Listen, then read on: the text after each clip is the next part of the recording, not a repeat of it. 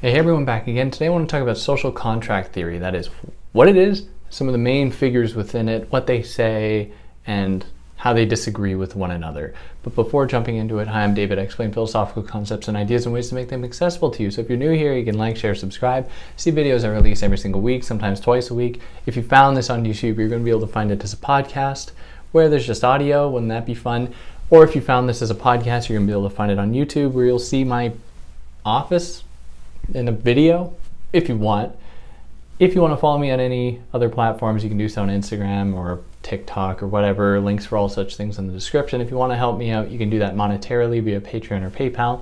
No pressure to do that. The best way to help is just tell your friends. Who knows? They might get a kick out of it. Tell them, come, learn about philosophy. Offer their knowledge in the comments section.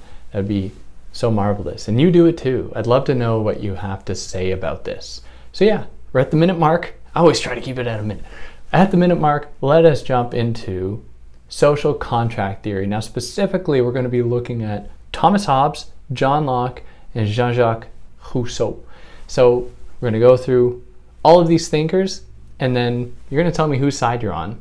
You agree more with Hobbes? I don't know why you would, but maybe you do. Hobbes, Locke, Rousseau, I'd love to know what you have to say about them. But in short, social contract theory refers to people's coming together around agreed upon contracts, covenants, or agreements to live together in peace around those contracts or covenants or agreements. These are set up in such a way so as to be mutually beneficial to everybody who consents to them. The key point to social contract theory is that people sign up, not like literally sign up, but they consent to certain contracts, certain obligations because they are beneficial to them and they're beneficial to everybody else. Now, the social contract theorists are very much aware of the fact that as humans, we are destined to work together. We really need to. Now, at a little asterisk, their views on this differ a little bit, but we really need to work together as humans. If we don't, we wouldn't stand much chance. If any of your ancestors, if you're listening to this, if any of your ancestors had said to the group, hey, I don't like y'all anymore, I'm gonna go live in the woods on my own, you wouldn't be listening right now. That wouldn't be a thing. You would not be here. As humans, we are just so ill-equipped for the world. We don't have fangs or talons. We can't see in the dark. We can't do anything. We need to really work together. And so social contract theorists, and they all kind of agree on this, believe that nature furnishes us, supplies us the ability and the kind of propensity, the will to work together in order to create a world that is best for everyone. Now, of the social contract theorists, Hobbes comes first. Thomas Hobbes and his famous text called Leviathan.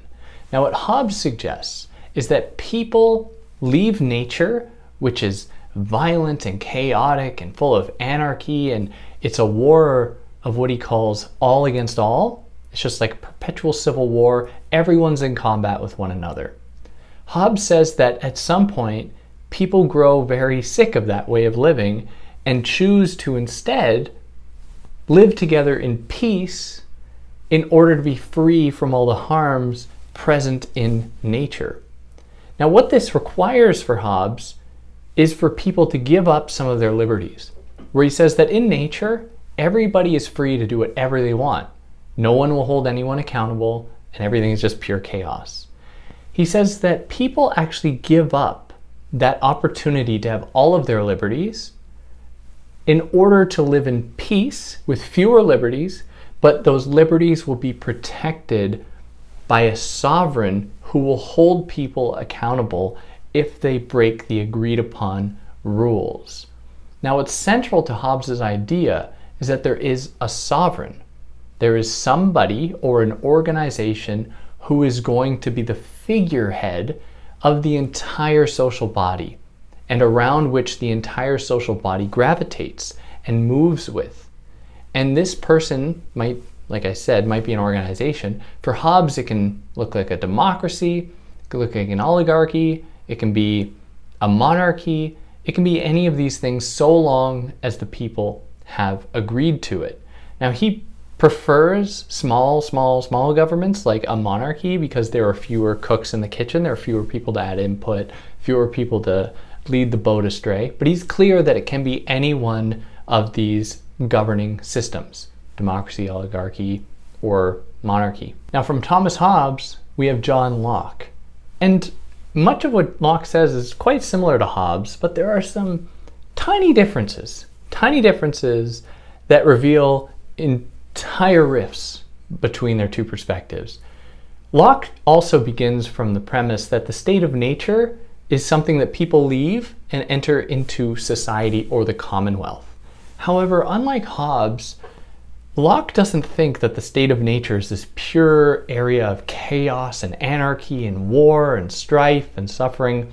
Instead, Locke thinks, as a God-fearing Christian, he's like, God wouldn't have created nature and had it be totally chaotic. In fact, nature is incredibly ordered, and nature supplies people with fundamental laws that they should follow, like to self-preserve.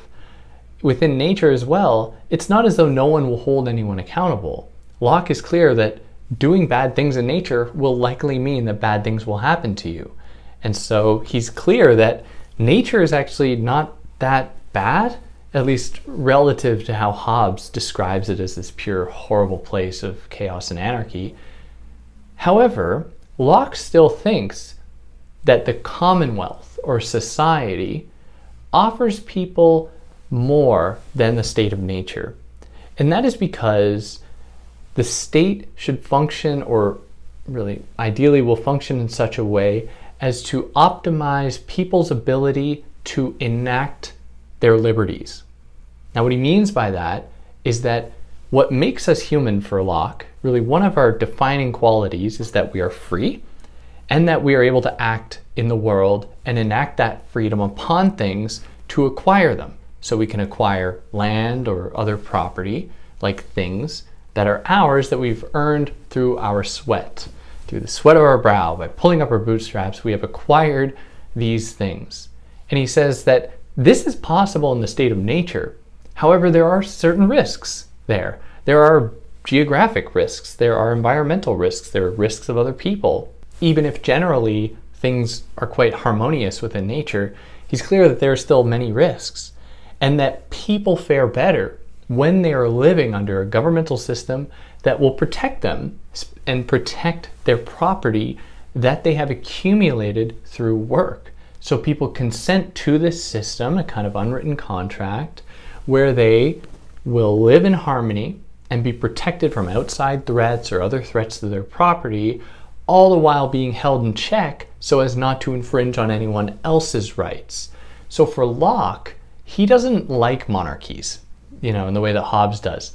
Locke is much more in favor of maybe representative democracy, parliamentary systems, where his ultimate goal was to have government be very small, where its only purpose is really to protect people's liberties and their properties. And anything beyond that, it's starting to get too bloated, it's going to cost too much money. And this set the stage for really how the United States would develop. Thomas Jefferson was very influenced by John Locke's ideas. And we see this really play out in the US, and its hyper-emphasis on individuality, stand your ground laws.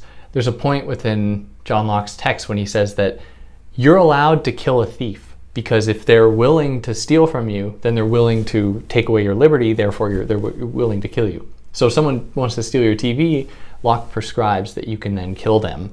This kind of plays out in the American political social imaginary as well, where you can enact the death penalty if someone tries to steal your car, which is in some places, the stand your ground laws.